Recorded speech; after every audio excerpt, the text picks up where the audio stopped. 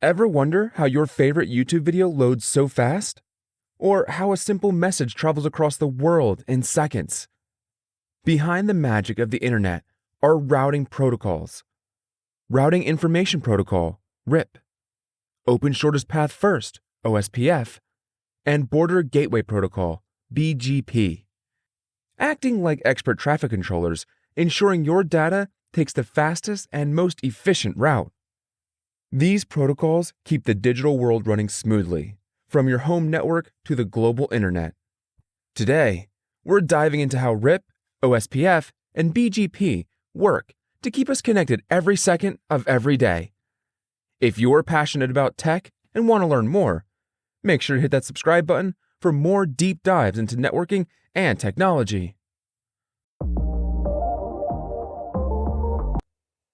Here's the roadmap for what we'll cover today. We'll begin with an introduction to routing itself, what it is, why it matters, and how it functions in a network. Then, we'll move into an overview of the three main dynamic routing protocols, RIP, OSPF, and BGP. We'll dive deep into how each one works, their strengths and limitations, and finally, we'll compare these protocols to help you understand when to use each one. Along the way, we'll look at real-world applications to give you a practical understanding. We'll wrap up with a conclusion summarizing the key takeaways. To understand routing protocols, let's start with the basics. What is routing? In simple terms, routing is the process of directing data from one place to another across different networks. Just like how a GPS helps you find the best route to your destination. Routers find the best paths for data packets to travel across the internet or local networks. Routers use a routing table, which is essentially a map of all the paths data can take, to decide which direction to send data. Now, why does routing matter? Well, without routing, data wouldn't be able to move from one network to another efficiently. Think of the internet as a giant, complex web of interconnected networks. Routing ensures that data takes the best possible path to reach its final destination, whether that's across the street or across the globe. Good routing keeps networks running smoothly, reducing delays and ensuring that data gets to where it needs to be. Routing plays a vital role in keeping data transfers efficient and reliable. When data is transferred, we want it to reach its destination as quickly and reliably as possible. Good routing ensures that this happens by finding the most optimal route. If a direct route isn't available due to a failure, congestion, or maintenance, routers are smart enough to redirect the data through alternate paths. This ensures continuous communication even when there are issues in the network. Routing also supports scalability, which means as networks grow, routing protocols help manage the increased traffic without manual intervention. Imagine a small business expanding from one office to several locations across the country. Routing protocols will adapt to ensure all locations remain connected. On a larger scale, the same principles apply to the global internet, which routes data millions of times every second to keep websites, emails, and online services functioning. Without effective routing, the internet as we know it simply wouldn't exist. There are two main types of routing, static and dynamic. Static routing involves manually configuring paths in the routing table. This works well for smaller networks that don't change often, but it becomes cumbersome as networks grow. For example, in a small home or office network, static routes might be fine because there aren't many routers or changes happening frequently.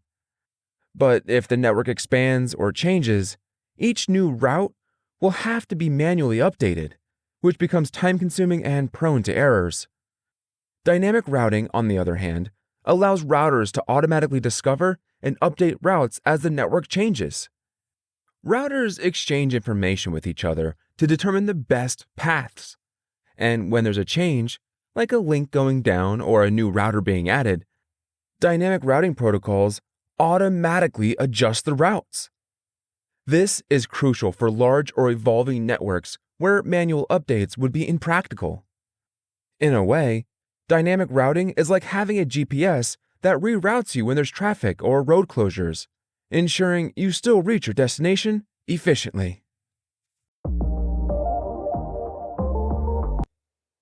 Dynamic routing relies on protocols, sets of rules that routers use to communicate with each other and determine the best routes. There are several dynamic routing protocols, but today we'll focus on the three most common ones: RIP, OSPF, and BGP. RIP, or Routing Information Protocol, is one of the simplest dynamic routing protocols. It uses something called hop count to measure the distance between routers. While it's easy to set up, it has limitations, particularly in large networks. OSPF, or Open Shortest Path First, is more sophisticated. It uses a different approach called link state, where routers exchange information about the quality of the connections, not just the number of hops. This makes OSPF more efficient, especially in larger, more complex networks. Finally, BGP, or Border Gateway Protocol, is a specialized protocol used for routing data between large networks, known as autonomous systems, like those run by ISPs or global organizations. BGP is the protocol that makes the global internet function, as it routes data between different networks across the world. Let's start by diving deeper into RIP, the Routing Information Protocol. RIP is known as a distance vector protocol, meaning it measures the number of hops or routers that data passes through on its way to its destination. A hop is simply when data passes from one router to the next. RIP is simple to configure and understand, which is why it's often used in smaller networks. However, it has its limitations. One of the main constraints is that RIP uses a maximum hop count of 15. If data has to pass through more than 15 routers to reach its destination, RIP will consider the route unreachable. This makes RIP unsuitable for larger networks where data might have to pass through many routers.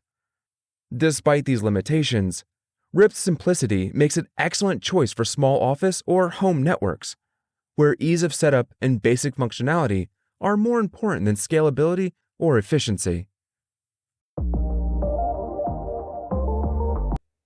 So, how does RIP work? Routers using RIP exchange information every 30 seconds, sharing their entire routing tables with their neighbors. Each router in the network only knows about the routes directly connected to it and receives updates from neighboring routers. These updates contain information on which routes are available and how many hops are needed to reach them. RIP's metric for choosing the best route is based solely on hop count. The fewer hops, the better the route, according to RIP. This works well in simple networks, but becomes a limitation in larger networks because RIP doesn't take into account the speed or quality of the links between routers. So, while RIP may select a route with fewer hops, that route might not be the most efficient in terms of speed or bandwidth. There are two primary versions of RIP: RIP version 1 and RIP version 2. RIP v1 is an older classful protocol, meaning it doesn't support subnetting. This limits its flexibility as it can't handle more complex network designs that require subnetting for efficient management. RIP v2, on the other hand, is classless, meaning it supports subnetting and allows for more granular control of how IP addresses are assigned and used. Additionally, RIP v2 includes support for authentication, which ensures that routing updates are secure and not tampered with. This makes RIP v2 a more flexible and secure choice for modern networks, even though it still retains the same basic limitations in terms of hop count and scalability. Let's consider a real-life example of RIP in action. Imagine a small business with a simple office network. They have a few computers, a printer, and a couple of routers. The network doesn't need to handle large amounts of data or complex routing tasks. In this scenario, RIP is a great solution. It's easy to configure and maintain, and the small size of the network means the hop count limit won't be an issue. However, if the business grows and adds more routers or branches out to other locations, they'll quickly run into RIP's limitations. The 15-hop limit might prevent some location from communicating efficiently, and RIP's simplicity could lead to inefficient routing, slowing down the network. At that point, they might need to consider upgrading to a more advanced protocol, like OSPF. Now, let's move on to OSPF, or Open Shortest Path First. OSPF is a more advanced and scalable routing protocol designed for larger and more complex networks. Unlike RIP, which uses hop count, OSPF is a link state protocol. This means that OSPF routers don't just count hops. They also take into account the quality of the links between routers. For example, a link with higher bandwidth or lower latency will be preferred over one with slower speeds or more congestion. OSPF is also hierarchical, which allows it to scale efficiently across large networks. It divides the network into different areas, with one central backbone area known as Area 0, connecting all other areas together. This helps to reduce the amount of routing information that needs to be processed and keeps the network running smoothly, even as it grows. OSPF works by exchanging something called link state advertisements, or LSAs, between routers. These LSAs contain detailed information about the state of the links between routers, including things like bandwidth and delay. All routers within an OSPF area use these LSAs to build a complete map of the network. Once the map is built, OSPF uses an algorithm called Dijkstra's algorithm to calculate the shortest path for data to travel. But unlike RIP, OSPF's idea of the shortest path isn't just about hops. It also factors in link quality. This makes OSPF much more efficient in selecting the best route, especially in large networks where speed and reliability are important. One of OSPF's most powerful features is its ability to divide a large network into areas. At the center of every OSPF network is Area 0, also known as the backbone area. This area connects all other areas together and helps ensure efficient routing across the entire network. Each additional area in OSPF can contain its own routers and subnetworks, and routers at the border between areas, called Area Border Routers or ABRs, are responsible for connecting these different areas to the backbone. By dividing the network into areas, OSPF reduces the amount of information that each router needs to process, making the protocol more scalable and efficient for larger networks. Let's take a real-world example of OSPF. Imagine a large enterprise with multiple regional offices, each with its own local network. Each office can be set up as its own OSPF area, with all areas connected to a central backbone through area border routers. This keeps the routing information within each area manageable while still allowing the entire network to communicate efficiently. In a situation like this, OSPF's fast convergence is crucial. If one link goes down, OSPF quickly recalculates the best alternative path and reroutes the data, ensuring minimal downtime. This is why OSPF is often the protocol of choice for large organizations and ISPs that require reliable and scalable routing. Now, let's turn our attention to BGP, or Border Gateway Protocol. BGP is quite different from RIP and OSPF. While RIP and OSPF are used to route data within a single network, BGP is used to route data between different networks, what we call autonomous systems or AS. Each AS is a large network, often run by an ISP or large organization, that operates under its own policies. BGP is responsible for making sure data can travel from one AS to another, allowing the internet to function as a global network. This is why BGP is often called the protocol of the internet. BGP can handle vast amounts of routing information and make complex decisions about how data should flow between autonomous systems based on policies set by the network administrators. So, how does BGP decide the best route for data? One key attribute that BGP uses is called the AS path. This attribute tracks the sequence of autonomous systems that a piece of data has passed through. When BGP routers are deciding which path to take, they typically prefer the route with the fewest ASs in the AS path. Another important attribute is the next hop, which tells the router the next destination for the data on its journey to the final destination. BGP also allows network administrators to set policies that control how traffic flows. For example, an ISP might choose to prioritize certain types of traffic or routes based on business agreements with other ISPs. BGP uses several other attributes in addition to AS path and next hop. One of these is the multi-exit discriminator, or MED, which helps routers choose between multiple exit points for an autonomous system. For example, if 2 exit points are available, MED can be used to influence which one is selected, based on factors like link speed or cost. These attributes give BGP a lot of flexibility in managing routing across the internet. By allowing network administrators to set policies and priorities, BGP ensures that data takes the most efficient and cost-effective route, while also preventing routing loops and ensuring that data doesn't get stuck going in circles between autonomous systems. BGP plays a crucial role in keeping the global internet running smoothly. ISPs, large enterprises, and even governments use BGP to manage how data flows between their networks and the rest of the world.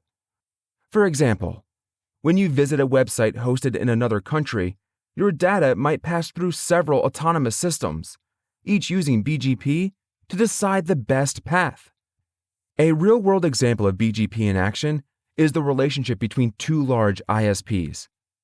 Let's say ISP A is based in North America and ISP B is based in Europe. They use BGP to exchange routing information, ensuring that data traveling between their networks takes the best path. Without BGP, the global internet wouldn't be able to function effectively. Let's now compare the 3 protocols: RIP, OSPF, and BGP. RIP is simple and works well for small networks, but it's limited by its hop count and can't scale effectively. OSPF is more sophisticated, offering fast convergence and scalability for medium to large networks. It takes into account not just hops, but also the quality of the links between routers, making it much more efficient in larger environments. BGP, on the other hand, is designed for routing between large networks or autonomous systems. It offers extensive policy control, making it ideal for managing global traffic across the internet. Each protocol has its strengths and weaknesses, and the right one to use depends on the size, complexity, and needs of your network. To wrap things up, RIP, OSPF, and BGP are 3 routing protocols, each suited for different types of networks. RIP is simple and easy to configure, but works best in smaller networks due to its scalability limits. OSPF, on the other hand, is fast, scalable, and ideal for larger enterprises or ISPs that need high-performance routing. BGP is the internet's backbone, responsible for managing traffic between large autonomous systems with advanced control over global traffic flow. When selecting a routing protocol, it's crucial to match the protocol to your network's needs. Smaller, more static networks may find RIP sufficient, while larger dynamic networks will benefit more from OSPF or BGP. That's all from me today. If you found this video helpful, consider subscribing and drop a comment below with the tech concept you'd like to learn about next. Thanks for watching.